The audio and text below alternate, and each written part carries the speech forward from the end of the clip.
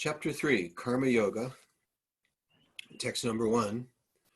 And Elijah, are you ready to read the translation? I'll read the Sanskrit. Yes. Arjuna uvacha jayasi chat karmanaste mata buddhir janardana tat kim karmani ghodemam niyojayasi keshava. Oh, Janardana, okay, Shiva. Well, you want to manage me in this ghastly warfare. Engage me, sorry. If you think that intelligence is better than furtive work. Okay. You think intelligence is better than fruitive work. And that's what the end of the last chapter was about Buddha Yoga. Buddhi means intelligence. And what kind of things was he saying in that? There was a lot of talk about controlling the senses. As a tortoise draws its limbs within the shell, so a yogi should restrict his senses. Strive for yoga, which is the art of all work. About the water flowing into the ocean not getting that sense so strong and impetuous, they forcibly carry away the mind, even of a man of discrimination who is endeavoring to control them. So Arjuna is saying, well, what are you telling me? I can't fight like that if I'm just going to be peaceful and like the ocean. Why do you want to engage me in this ghastly warfare? And the word for ghastly is Ghore, Ghore, ghastly. All right, Garrison, read the next verse. My intelligence is bewildered by your equivocal instructions. Therefore, please tell me decisively which will be most beneficial for me. Okay, and we always have to ask, what is equivocal? Who knows what equivocal means? Anyone want to guess? Everything seems of the same value.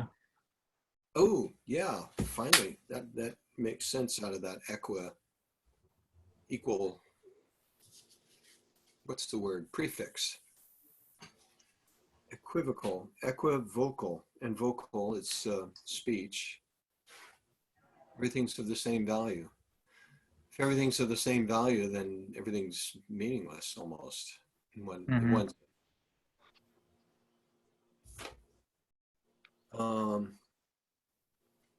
My intelligence is bewildered by your equivocal instructions. You're saying one thing and then you're saying something else and you're giving them equal importance. So I don't know what to do. Please therefore tell me decisively which will be most beneficial for me. Tad ekam. Eka means one. Just tell me one thing. Tad ekam vada nishchitya yena shreyo hamapnuyam. Paul, text 3. Supreme Personality of Godhead said, O sinless Arjuna, I have already explained. There are two classes of men who try to realize the self. Some are inclined to understand it by empirical, philosophical speculation, and others by devotional service. We could hardly hear you. Really? Yeah. When you're looking that way, it improves a lot. Oh, when I look at it? Yeah. Oh, wow. Okay.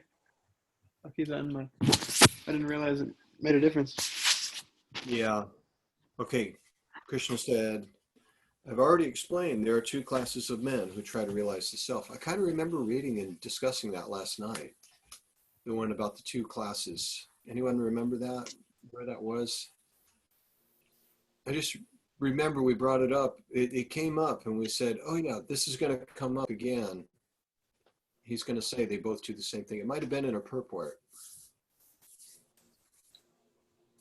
Two classes of men. Yeah. Some are inclined to understand the truth by empirical, philosophical speculation, and others by devotional service. Okay, we'll leave that as a mystery. What was the question? Krishna says, I've already explained there are two classes of men who try to realize the self. Some are inclined to understand it by empirical philosophical speculation, and others by devotional service. So he's starting to answer Arjun's question by saying, I've already said that they're both the same. That's what he's about to say. I've already addressed this. Eric, next verse. Not by merely abstaining from work can one achieve freedom from reaction, nor by renunciation alone can one attain perfection.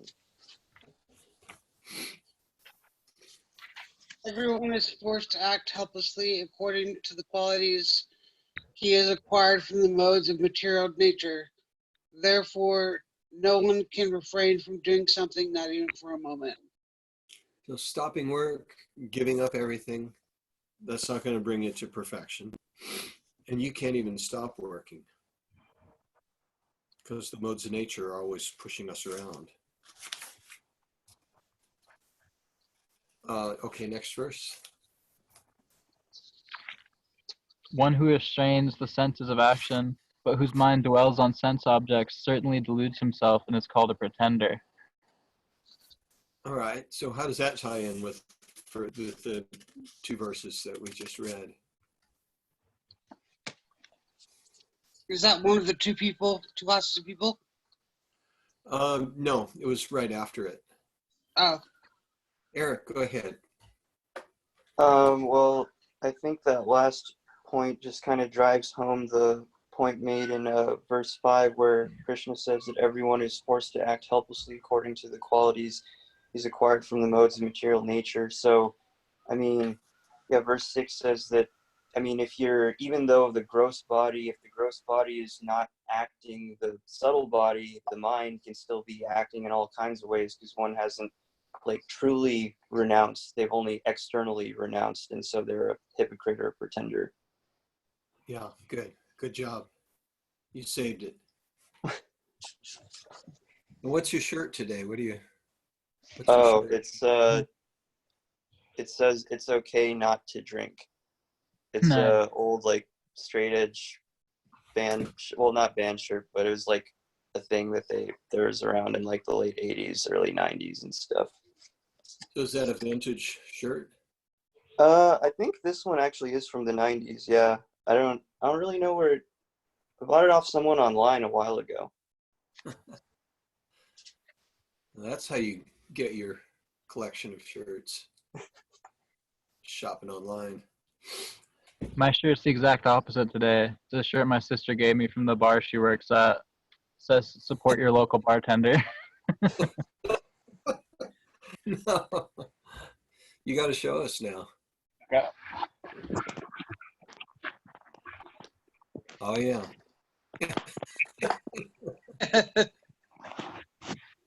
But my heart's not actually in the message. I just needed a shirt to wear.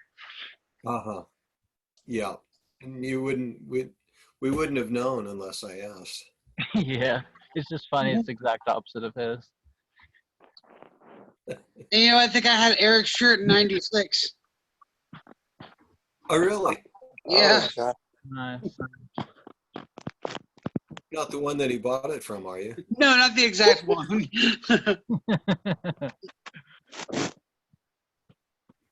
Okay. So let's see. Who read 6? Is that Eric? Read That was 6. me. It was me. Okay. Read it again. One who restrains the senses of action, but whose mind dwells on sense objects, certainly deludes himself and is called a pretender. Let's read this purport. I like it. Paul? There are many pretenders who refuse to work in Krishna consciousness, but make a show of meditation, while actually dwelling within the mind upon sense enjoyment. Such pretenders may also speak on dry philosophy in order to bluff sophisticated followers, but according to this verse, these are the greatest cheaters. For sense enjoyment, one can act in any capacity of the social order, but if one follows the rules and regulations of his particular status, he can make gradual progress in purifying his existence. But he who makes a show of being a yogi while actually searching for the objects of sense gratification must be called the greatest cheater, even though he sometimes speaks philosophy. Elijah, are you with us? Oh yeah, sorry. His knowledge has no value.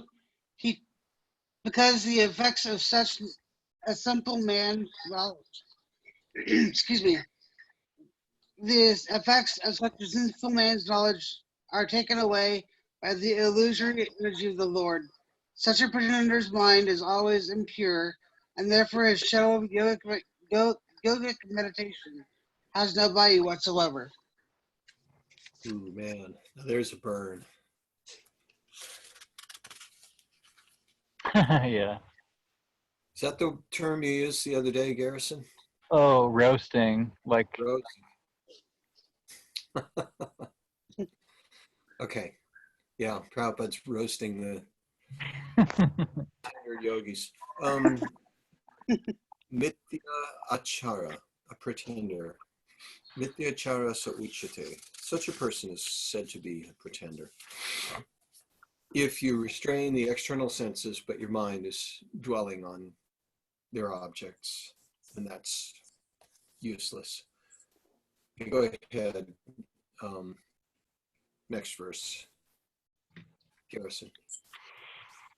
on the other hand, if a sincere person tries to control the active senses by the mind and begins karma yoga in Krishna consciousness without attachment, he is by far superior. What's Krishna getting at here? Which way is he leaning toward Arjun's question? Bhakti yoga.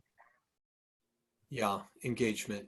He's saying, because Arjuna was asking, do you want me to be a philosopher? Or do you want me to go and fight this war?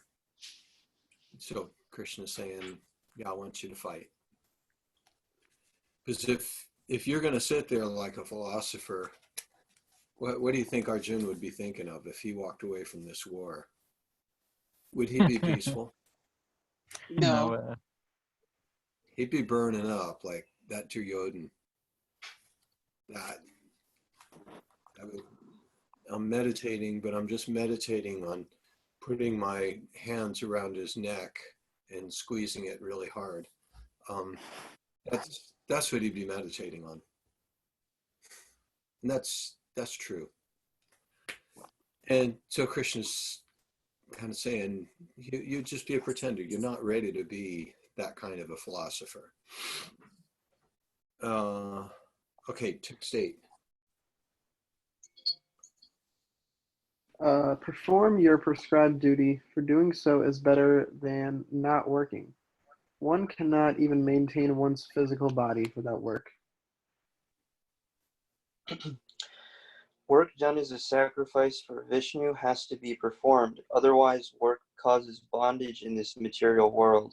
Therefore, O son of Kunti, perform your prescribed duties for his satisfaction, and in that way you will always remain free from bondage.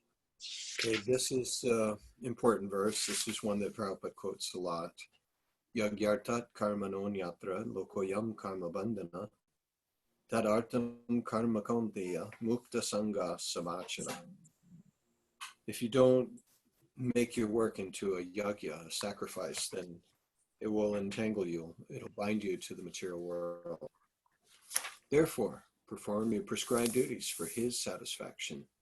And in that way, you will always remain free from bondage. Now he's going to explain how that works. He's going to bring up something that he calls the karma chakra, which is a wheel. And so you can imagine a great big wheel, kind of like, do you guys play on those merry-go-rounds on the playground? Do they still have those when you were a Yeah. kid? So I think too many people got hurt on them, so they don't do it anymore. But yeah, you're pushing that thing. And so a great big one, you're doing a favor, you're serving someone and you're pushing this wheel and it's going down the road to help other people. Meanwhile, people before you have done things. They've made sacrifices. They've done things that they didn't get paid for, but that's coming and benefiting you. And so he's saying this karma chakra, everybody plays their part in it. So now he's going to talk about how it works in the universal scheme. Go ahead, Elijah, text 10. In the beginning of creation, the Lord of all creatures sent forth generations of men and demigods, along with sacrifices for Vishnu, and blessed them by saying, "Be thou happy by this yanja, because its performance will bestow upon you everything desirable for living happily and achieving liberation." Okay, next verse.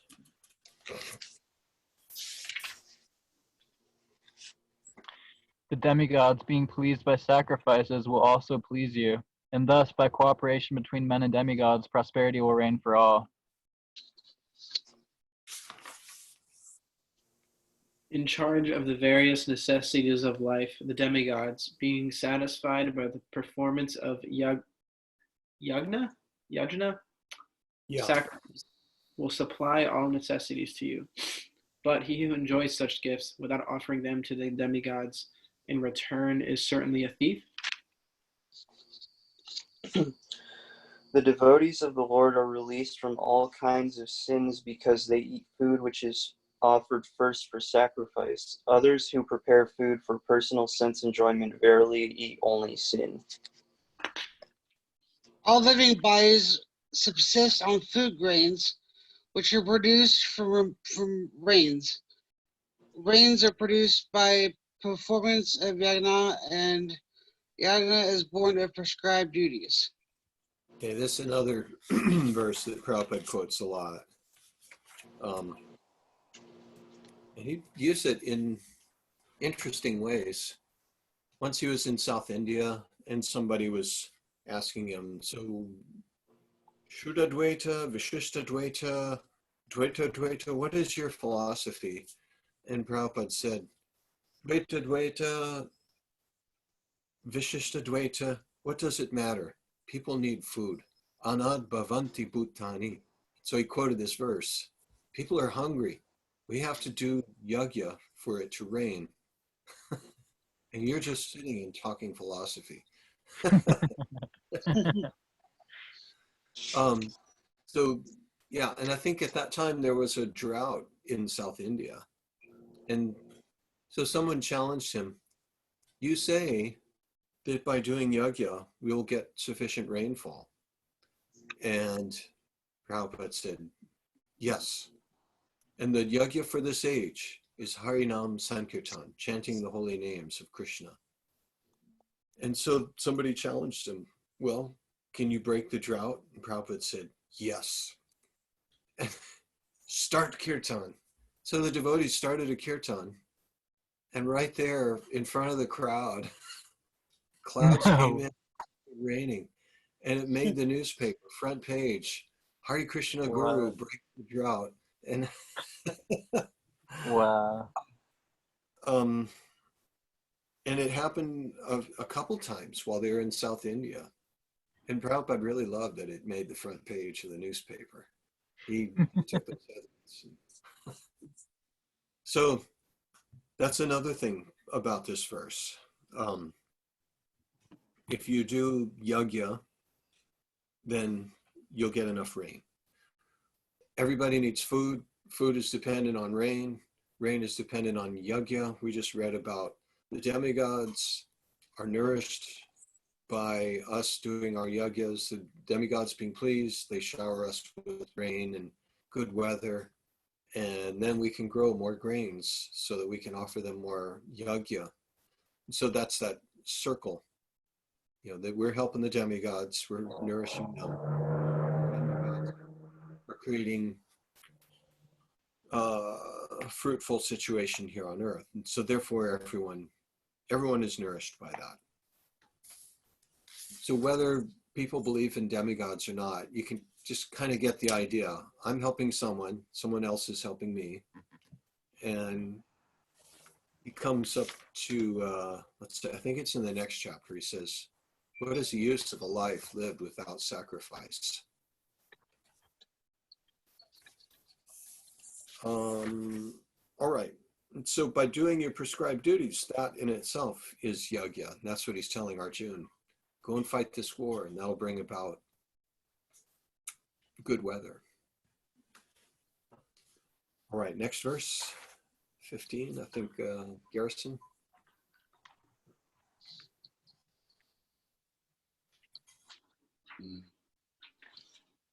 Regulated activities are prescribed in the Vedas, and the Vedas are directly manifested from the Supreme Personality of Godhead. Consequently, the all-pervading transcendence is eternally situated in acts of sacrifice. Okay, did you follow what that was saying? I know Eric did, but I want to give everybody else a chance.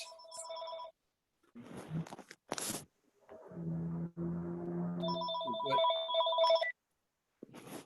Hello. Oh, Sharita, you want to mute your microphone, please? I'm going to call you back with him. I'm going to read. Is that okay? Let's see. I wonder if I can mute that. But what do you think that? Sorry.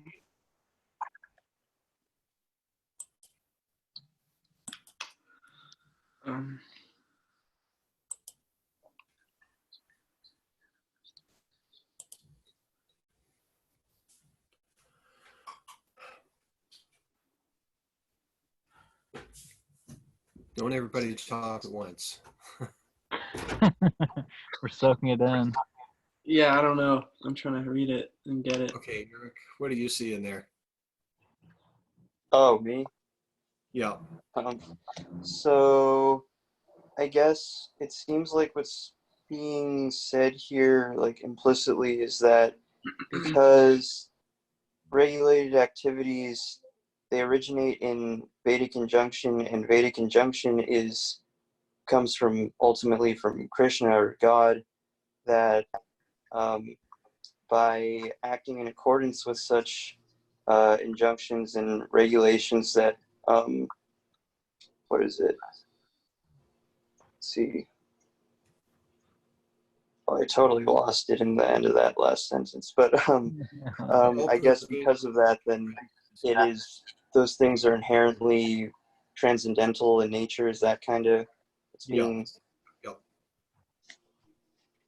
So the Vedas are manifest from Krishna, from God, and in the Vedas, your prescribed duties are given, or your duties are prescribed, and therefore those duties are themselves transcendental.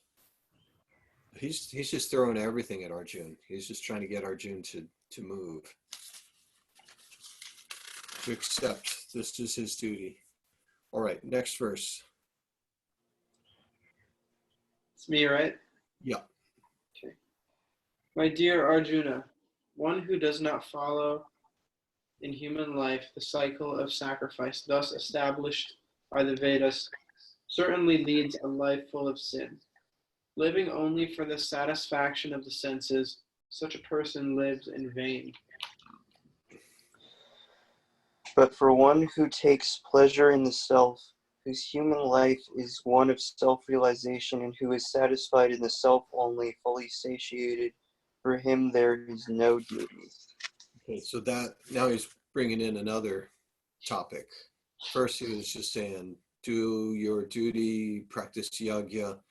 But if you're on this really elevated platform, then you have no duty.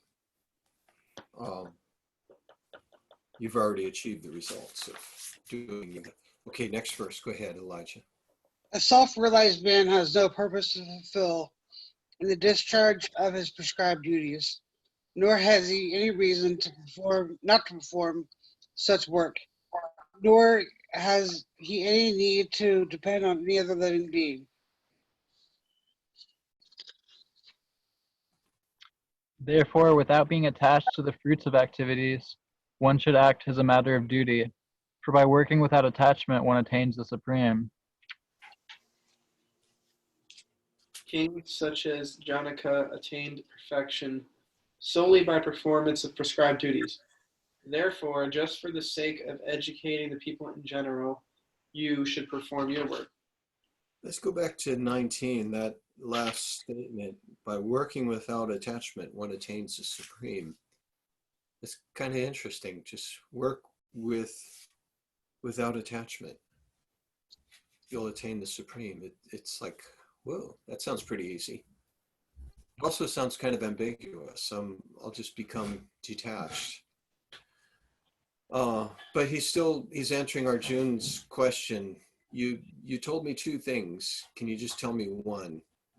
And he's still saying, no, there are two things. And those two things are one, working with detachment. So the philosophy, the Buddha yoga, that's all about being detached. But then he's also doing the action. He wants Arjuna to act. Okay, and then he brings up kings such as Janaka attain perfection solely by performance of their duty. Okay, next verse.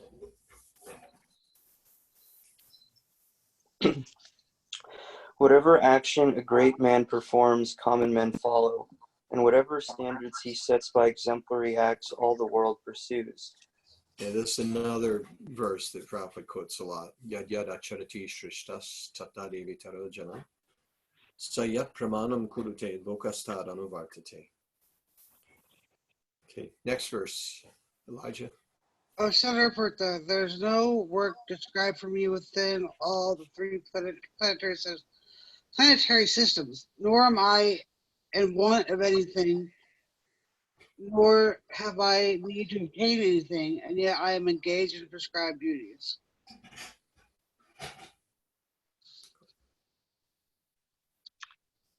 For if I ever failed to engage in carefully performing prescribed duties, or Partha, certainly all men would follow my path.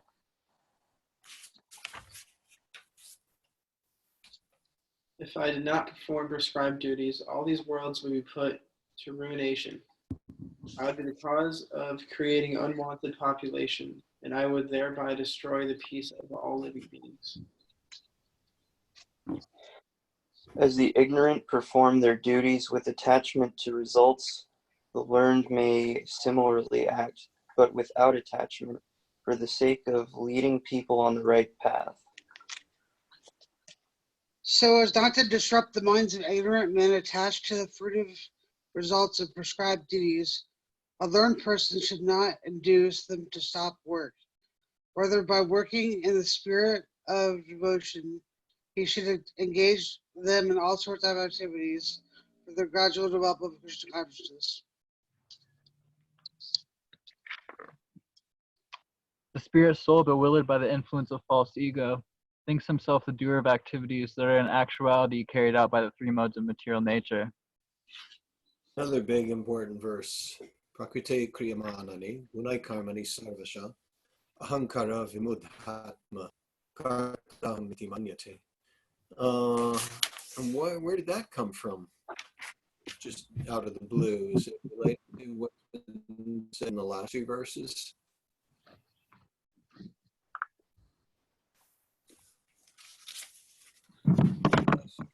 We're about, well, this whole series of verses were about who is beyond the need for engaging in, who has no duty, who has no attachment. And yet he still does his duty. He has no reason not to do his duty. And encourage people who are attached to work, but encourage them to work in devotion.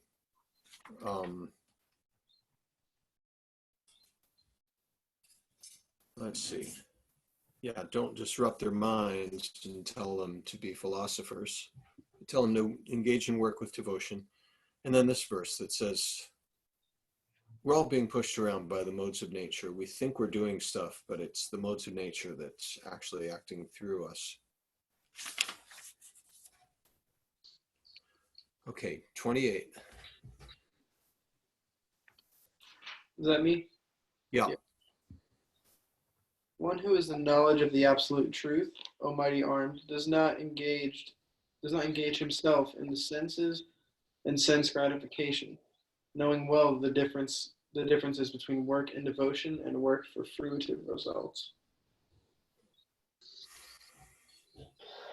Bewildered by the modes of material nature, the ignorant fully engage themselves in material activities and become attached, but the wise should not unsettle them, although these duties are inferior due to the performer's lack of knowledge.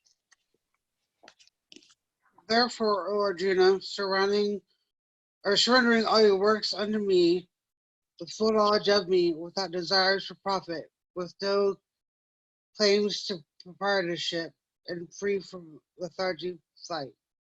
Okay, there's 5 things in there. And try to hang on to all 5 of those things. Read that one again, Elijah. We're going to read this purport. All right.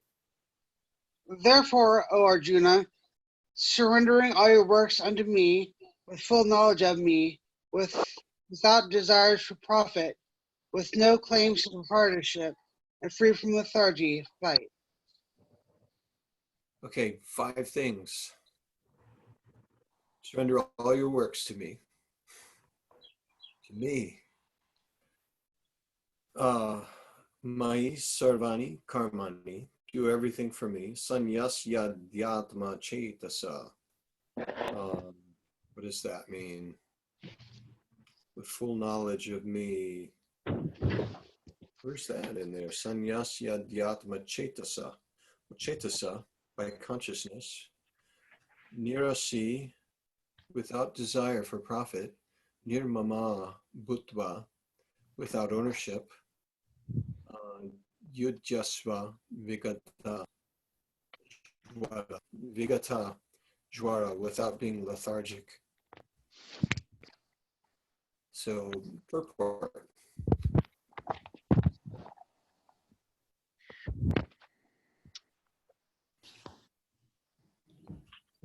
This verse clearly indicates the purpose of the Bhagavad Gita. The Lord instructs that one has to become fully Krishna conscious to discharge duties, as if in military discipline. Such an injunction may make things a little difficult. Nevertheless, duties must be carried out, dependence on Krishna, because that is the constitutional position of the living entity. The living entity cannot be happy independent of the cooperation of the Supreme Lord, because the eternal constitutional position of the living entity is to become subordinate to the desires of the Lord. Arjuna was therefore ordered by Sri Krishna to fight as if the Lord were his military commander. One has to sacrifice everything for the goodwill of the Supreme Lord and at the same time discharge prescribed duties without claiming proprietorship. Arjuna did not have to consider the order of the Lord. He only had to execute his order. The Supreme Lord is the soul of all souls. Therefore, one who depends widely, my glasses are messed up. One who depends solely and wholly on the Supreme Soul without personal consideration, in other words, one who is fully Krishna conscious, is called Adhyatma chetas. Adhyatma Chetas. Nirashihi means that one has to act on the order of the master but should not expect fruitive results. The cashier may count millions of dollars for his employer, but he does not claim a cent for himself. Similarly, one has to realize that nothing in the world belongs to any individual person, but that everything belongs to the Supreme Lord. That is the real purport of my or unto me. And when one acts in such Krishna consciousness, certainly he does not claim proprietorship over anything. This consciousness is called nirmama, or nothing is mine. And if there is any reluctance to execute such a stern order, which is without consideration of so-called kinsmen in the bodily relationship, that reluctance should be thrown off, and this way one may become Vigata Java, or without feverish mentality or lethargy. Everyone, according to his quality and position, has a particular type of work to discharge, and all such duties may be discharged in Krishna consciousness as described above. That will lead one to the path of liberation. Oh, Suma's here. We're in chapter 3. We just read the purport to text 30.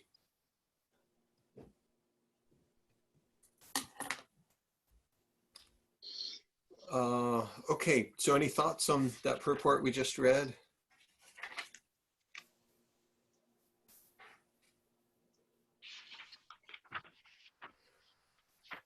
One thing that was said was Arjun did not have to consider the order of the Lord. He had only to execute his order. But it seems almost like you just give up thinking. Once you've signed on, you don't think anymore, right? It's kind of dumb question. Just do it. Right. Yet the conversation keeps going for a while after this for keeps making Yeah. inquiries. Yeah. Well, sometimes, when you do get an order from someone that you love or from your guru, and really, do you really want me to do this? That's what Arjuna is doing, and that is allowed. Not that you just go right along with it, even though it seems so uncomfortable. Arjun wanted to make 100% sure, is this really what you want me to do? But here, Prabhupada says, Arjun did not have to consider the order of the Lord. He had only to execute his order. The Supreme Lord is the soul of all souls. Therefore, one who depends solely and wholly on the Supreme Soul, without personal consideration, or in other words, one who is fully Krishna conscious, is called Atyatma Cheta. So in some ways it seems appealing, and then in other ways it seems a little scary. Wouldn't it be nice just to to know exactly what needs to be done? You got someone you trust. Krishna's right there telling you what to do. You may not like it, but you sure you want me to do this? Yeah, I know you got it. Just go ahead. I know you can do it. And then you just go and you ride your skateboard down that crazy hill or whatever it is, ride your bike down that. There's a little hill in a creek when I was a kid called Suicide. We'd ride our bikes down and it was straight down, and a few kids got hurt on it. And that's how I got the name. I rode up to it and I looked down and nah, I'm not going to do that. I don't need to do that. But if Krishna is there telling you, I want you to do this, and I know you can do it, that's something different. But who is in that position where they've got someone that you can trust their judgment and their integrity? Is this a practical instruction for us? I guess that's what I'm getting at. Anybody? Suma's always got a lot to say. Who's in the position of What was the question? Sorry.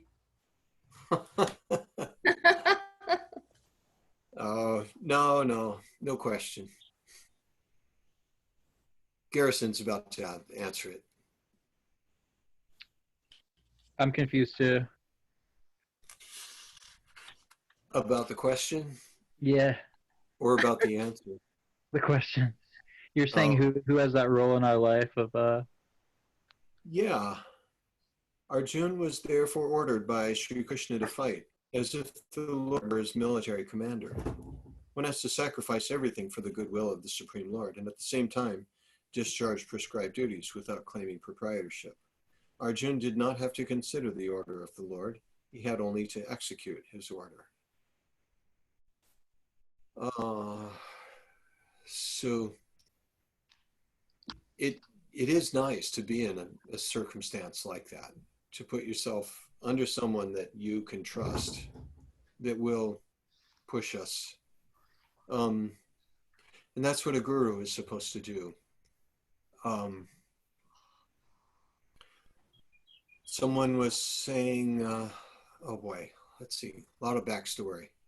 But he was talking to Brahmananda, Guru Kripa, Yashodanandan. These were like really heavy, hard-hitting disciples of Prabhupada. And this was back after Prabhupada had left the world. And he said, I need a guru. And they said, nah, you just need Prabhupada. Read his books and you're in. And he just thought, this doesn't really set well with me. And then he said to Brahmananda, Prabhupada sent you to Africa. Achyutananda, he sent you to South India. Yashodananda, Guru Kripa, he sent you to Japan. You did all of these really difficult things that you never would have done on your own. And the devotee said, I need someone like that will push me to do something. This was Madhavananda. And so he Wow. stayed with him, Gaur Govinda Maharaj for a long time. He learned a lot from him, and like, wow, he's learned well.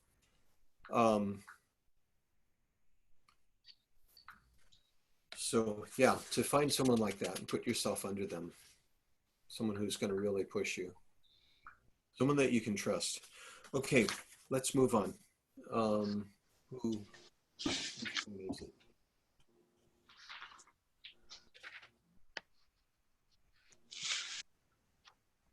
Want to remember whose turn? Who read last? I did. We finished off the purport. I read last. Oh, okay. Garrison, your turn. Read text 31. Those persons who execute their duties according to my injunctions and who follow this teaching faithfully, without envy, become free from the bondage of fruitive actions. Those who, out of envy, disregard these teachings and do not follow them are to be considered bereft of all knowledge, befooled, and ruined in their endeavors for perfection. Even a man of knowledge acts according to his own nature, for everyone follows the nature he has acquired from the three modes. What can repression accomplish? And Suma, you're after Eric. I was thinking of just listening today, but okay, because anyway, I have to leave at 5. So, okay. 33, 34. 34.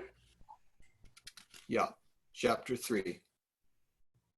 There are principles to regulate attachment and aversion pertaining to the senses and their objects.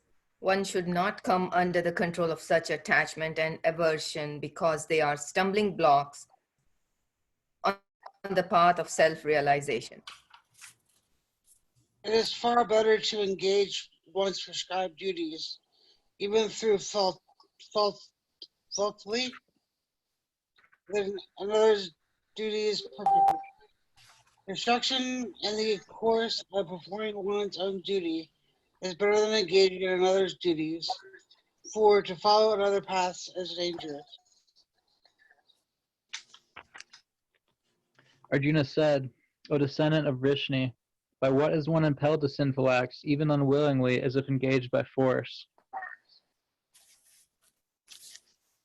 Supreme Personality of Godhead said, it is lust only, Arjuna, which is born of contact with the material mode of passion and later transformed into wrath, and which is the all-devouring sinful enemy of this world. As fire is covered by smoke, as a mirror is covered by dust, or as the embryo is covered by the womb, the living entity is similarly covered by different degrees of this lust.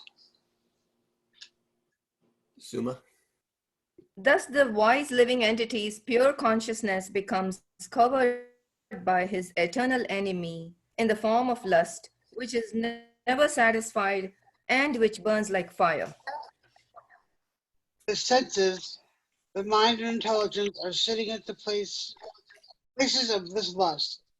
though through them, lust covers the real knowledge of the living entity and bewilders him.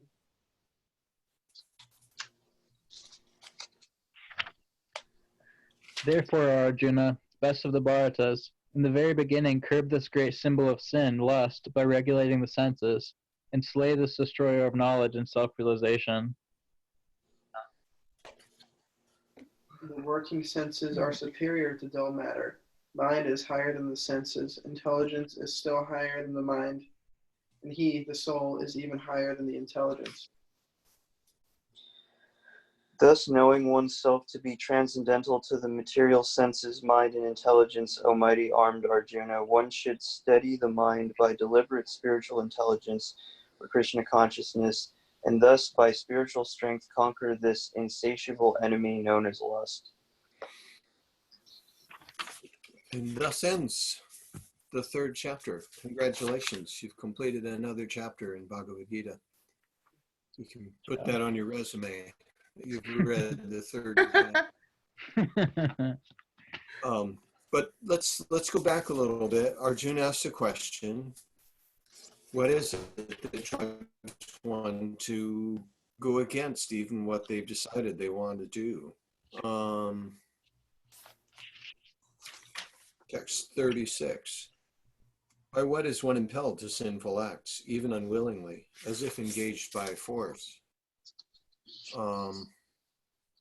Let's read that purport. Go ahead, Suma. Oh, sorry. The last one? 36. Oh, 36, yeah.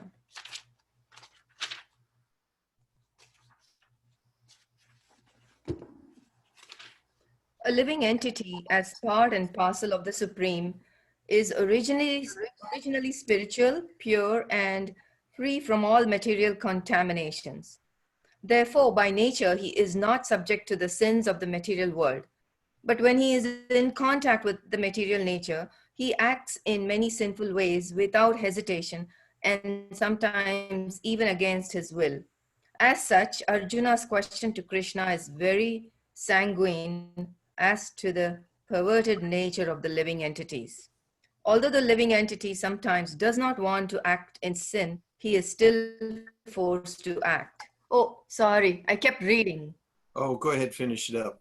I was only supposed to read 2 sentences. Yeah. Sinful actions are not, however, impelled by the super soul within, but are due to another cause, as the Lord explains in the next verse. I completely forgot. In the other group, they read 1 paragraph. So. Oh, okay. Well, no, we know that you were driven by an external force to read the whole. Completely forgot. Sorry. What is this word sanguine? I remember I looked it up once, and it's a little different from what I thought it was. Who knows what sanguine means? Like sublime and peaceful? Is it? Oh, sanguine. Like prescient or very on the point, I feel like. It's saying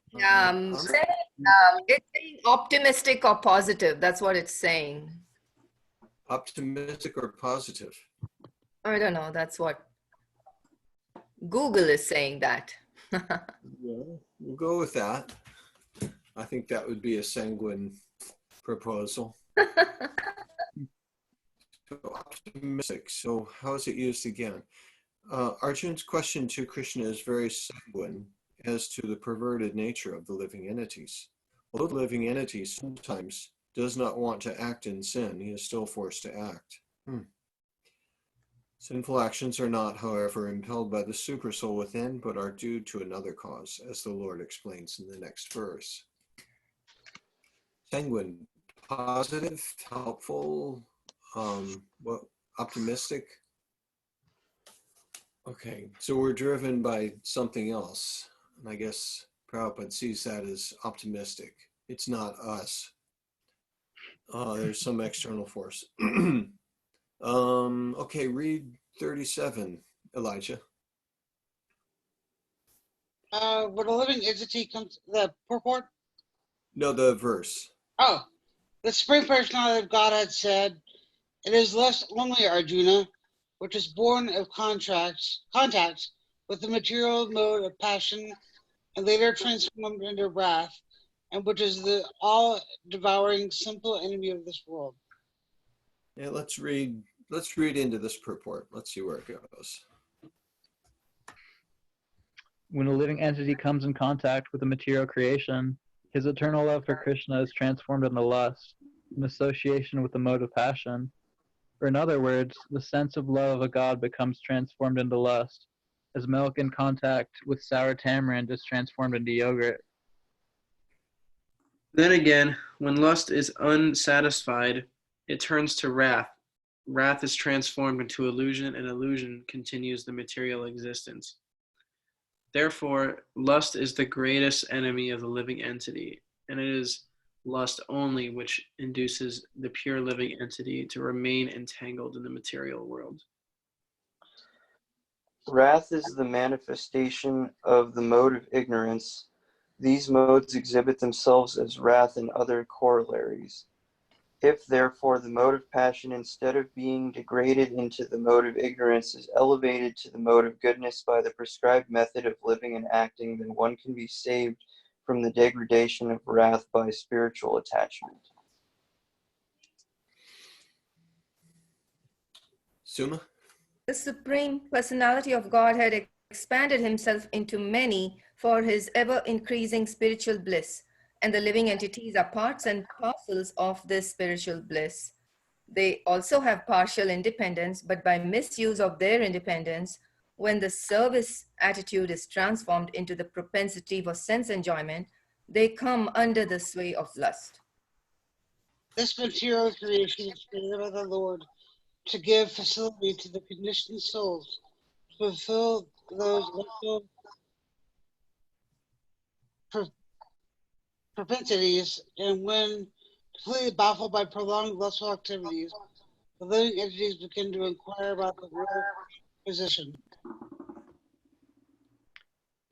This inquiry is the beginning of the Vedanta Sutras, wherein it is said, Tato Brahma Jigyas, one should inquire into the Supreme.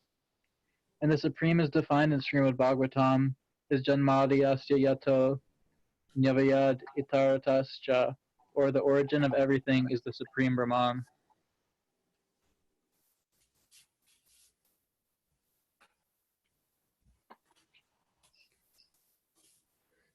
Paul? Your Sorry, turn. I adjusted and now I lost where he. Oh, okay. Therefore, the origin of lust is also in the Supreme. If therefore lust is transformed into love for the Supreme, or transformed into Krishna consciousness, or in other words, desiring everything for Krishna, then both lust and wrath can be spiritualized.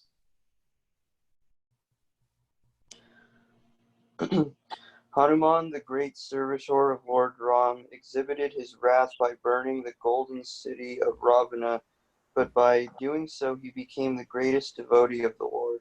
Here also in Bhagavad Gita, the Lord induces Arjuna to engage his wrath upon his enemies for the satisfaction of the Lord. Therefore, lust and wrath, when they are employed in Krishna consciousness, become our friends instead of our enemies. Okay, you're See not you going to get guys.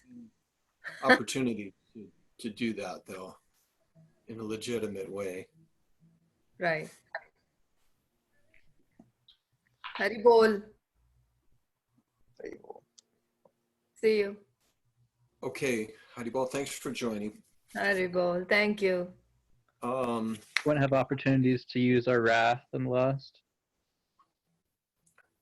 yeah, it's not very often. It's pretty rare. I was trying to think of.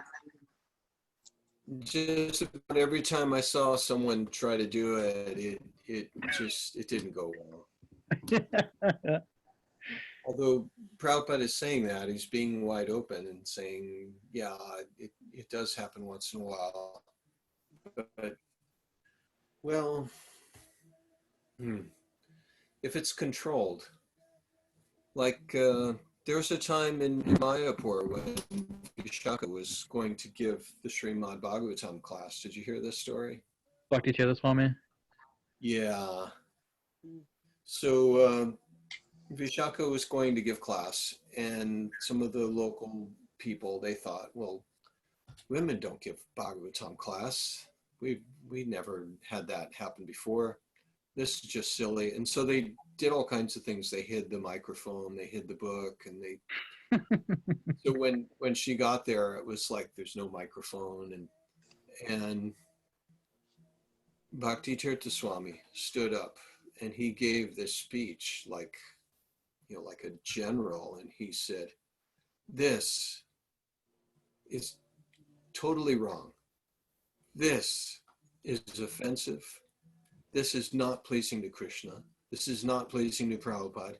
You know who you are. You know where that microphone is. You bring it here right now." He got like really worked up, and he was like controlled though. He was like putting on that show that, as if he was angry, and it was effective. So sometimes to make a statement, you have to appear angry, and Prabhupada would do that too sometimes. He would appear angry just to make a point, but then immediately he was just calm down. You know how when you get angry and you start shouting, then you just like the rest of the day you're just you can't breathe right, you can't calm down, you don't feel right. But Prabhupada would make his statement, he'd be firm, he'd be angry, he'd raise his voice, and then say, "All right, I see you taking care of it. Go ahead." And it didn't control him. He had control over it. And so that's what it's like when you're using your anger for Krishna. It has to be under your control, not the kind of anger that takes you over and you do things later on that you regret. That's mode of ignorance, anger. Bhakti Tirtha Swami was my first guru. Oh, really? Yeah, So you got to see a him. long time ago. Yeah. Oh, good. Yeah, boy, that was a big loss. Yeah. Huh. So Then let's, the less aspect that you can rarely use, that understood like when you have kids, that's when you would need to utilize your lust then. I guess so. Yeah, does he say anything about that? No. I guess it's pretty obvious. Yeah. Well, you might use lust for other things too. I'm not sure what. Lusting, if it's your service to eat a lot of prasad, then okay. I've been in those situations where it's my job just to eat a lot. These people have invited me to their house, and they really want me to eat a lot. And so, okay, I'll do that. And they were really glad that I did. All right, let's read the next verse in purport. I like this idea, or no, yeah, let's go ahead, because I think we brought this up last night too, about the different layers of coverings that cover our real knowledge. So that's what this next verse is about, text 38. I think, did Suma finish off? Yeah, so go ahead, Elijah.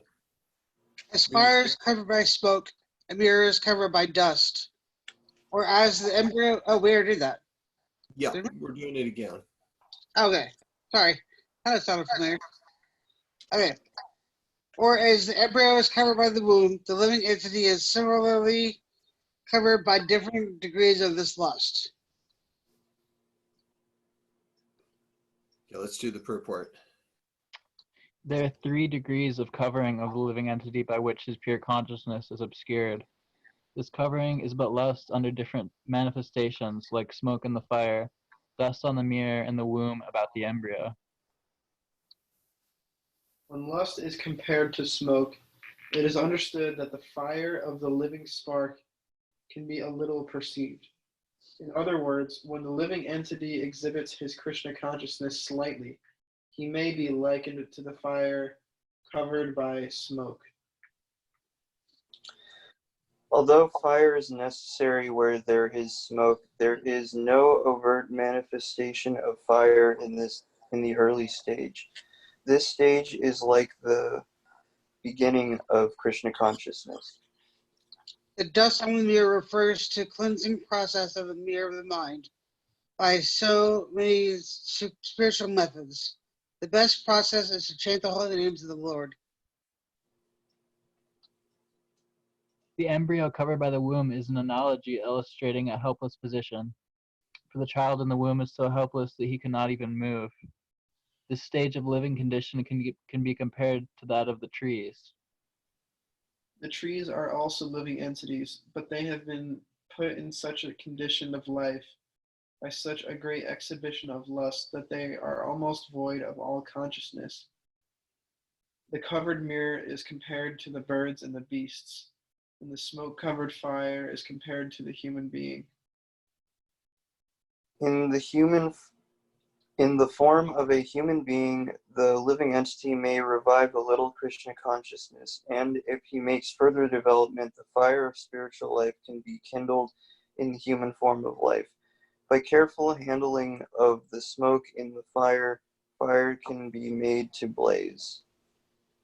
Therefore, the human form of life is a chance for the living entity to escape the entanglement of material existence. In the human form of life, one can conquer the enemy lust by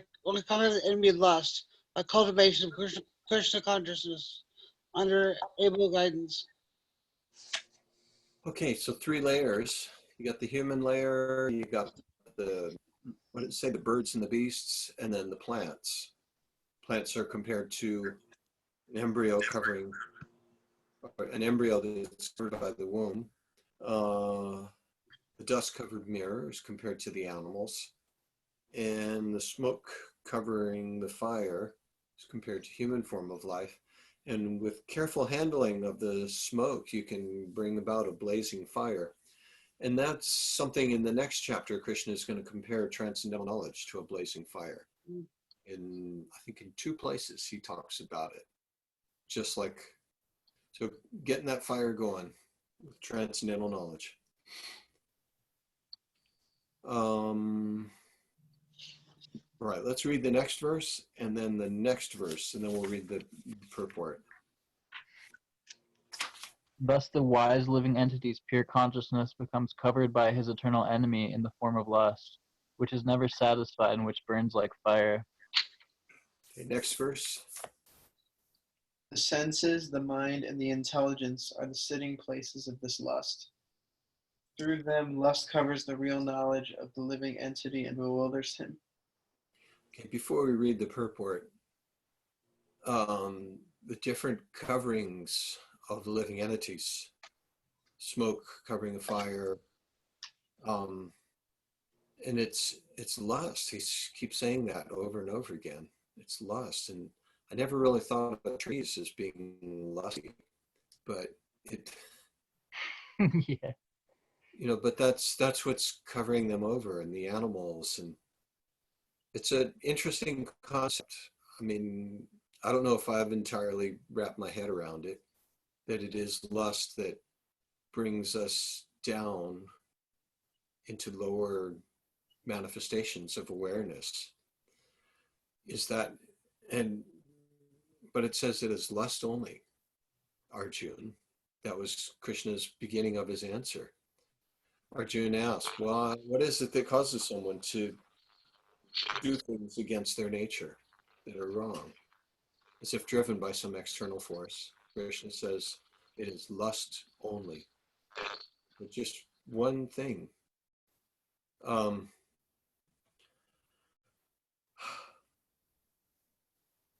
And so different layers of lust put us into animal species, plant species.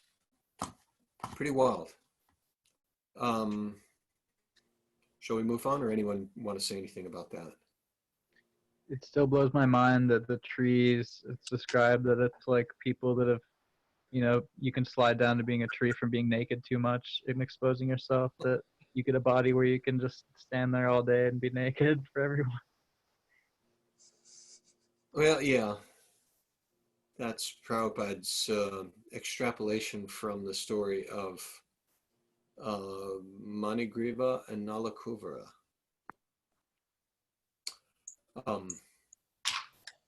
We won't go on to that diversion right now, though,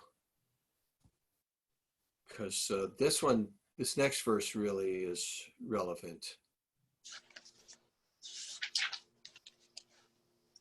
Oh, we lost someone, Elijah. Okay, purport.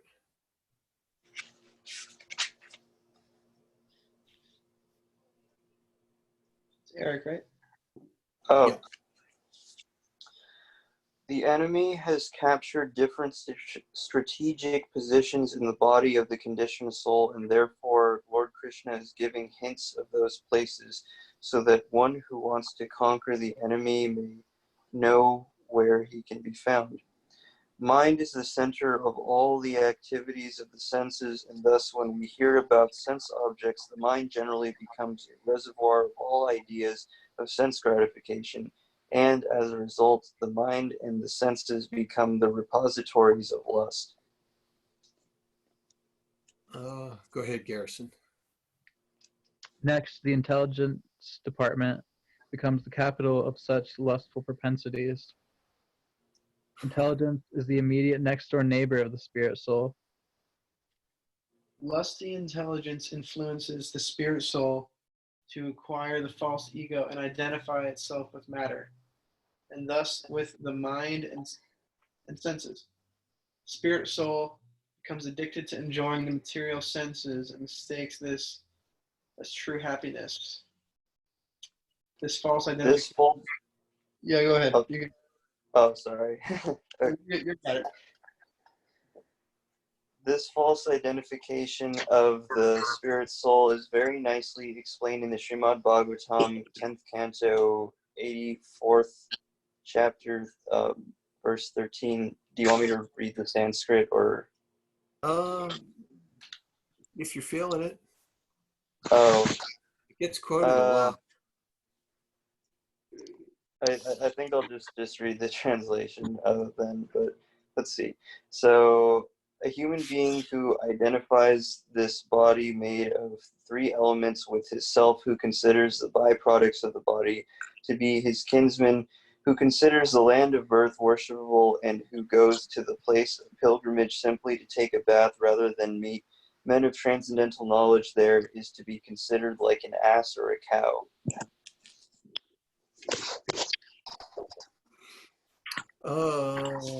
Let's see. Why did he quote that? The false identification of the spirit soul is very nicely explained in the Bhagavatam.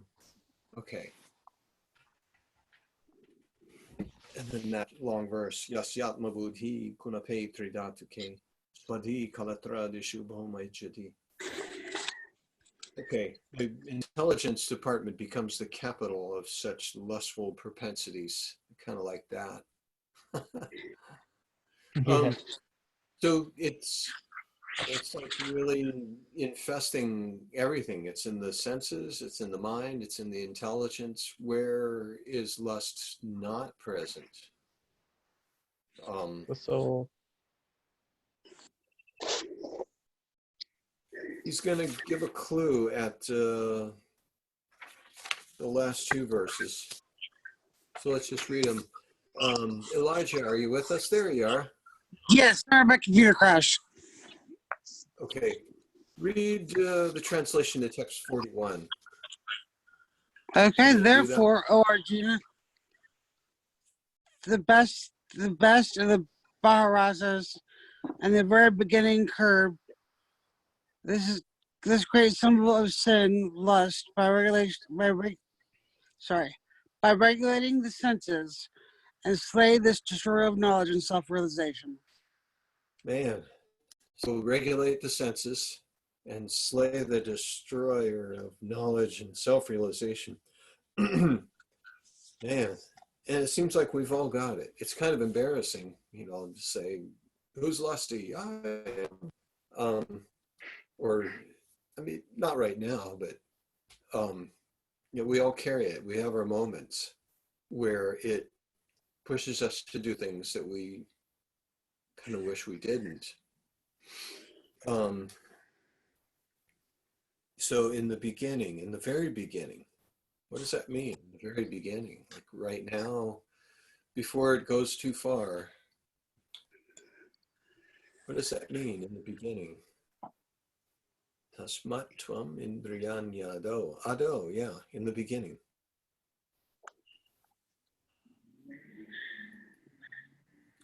When you're doing the Yeah, Eric. contemplating. Okay, yeah. Yeah, what you were going to say, Eric? Oh, I didn't hear what was said. It was kind of, there's some feedback. Oh, said in the contemplation stage. Oh, yeah, pretty much. Like, yeah, I was just going to say, since it seems like there's, there's a gradation of, where lust takes hold in the gross and subtle body of the living entity, as explained in verse 40, that, yeah, if you cut it off from like the first exposure to it through regulation, then it can't infect the rest of your, gross and subtle body. And in the last chapter, he went through a whole progression or gradation, like you called it. In the, how does it start? Oh man, I had it. Contemplating the objects of the senses, person, Vishayan Indriyashchana, Vishaya Punchang Sangate Shopajayate. So by dhyana, by meditation on the sense objects, Sangate Shopajayate, you make an association with them, you become attached to them. Sangat Sanjayate Kaman. Then from that association comes kama. All right, let's read one more verse in purport. Text 42.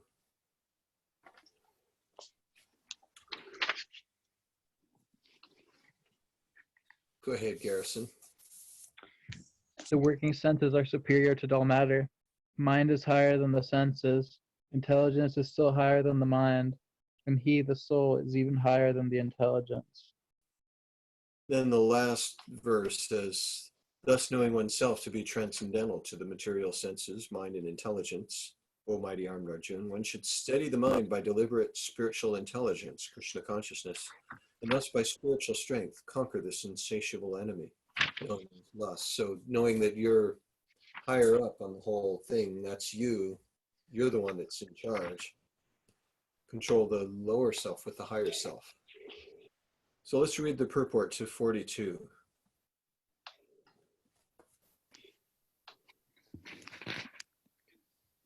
The senses are different outlets for the activities of lust. Lust is reserved within the body, but is given vent through the senses. Therefore, the senses are superior to the body as a whole. These outlets are not in use when there is superior consciousness or Krishna consciousness. In Krishna consciousness, the soul makes direct connection with the Supreme Personality of Godhead. Therefore, the hierarchy of bodily functions is described here ultimately ends in the Supreme Soul. Bodily action means the functions of the senses, and stopping the senses means stopping all bodily actions. But since the mind is active, then even though the body may be silent and at rest, the mind will act as it does during dreaming. But above the mind is the determination of the intelligence, and above the intelligence is the soul proper. If, therefore, the soul is directly engaged with the Supreme, naturally all other subordinates, namely the intelligence, mind, and senses, will be automatically engaged. In the Katha Upanishad, there is a similar passage in which it is said that the objects of sense gratification are superior to the senses, and mind is superior to the sense objects. Whoa, now that's different. The objects of the sense gratification are superior to the senses. Because they control So, them? I don't know. That people Well, can let them take control? what's that? People can, they have the ability to take control of people, I should say. It would seem like it, but not always. Not always, yeah. Well, let's just take the sensed object of sound, and then the sense of sound would be the ears. So would sound be superior to the ears? Sense? In the Katha Upanishad, there's a similar passage in which it is said that the objects of sense gratification are superior to the senses, and mind is superior to the sense objects. So it's just added one more level in there. Anyway, just a little detail, but kind of puzzling. Yeah. Okay, read on.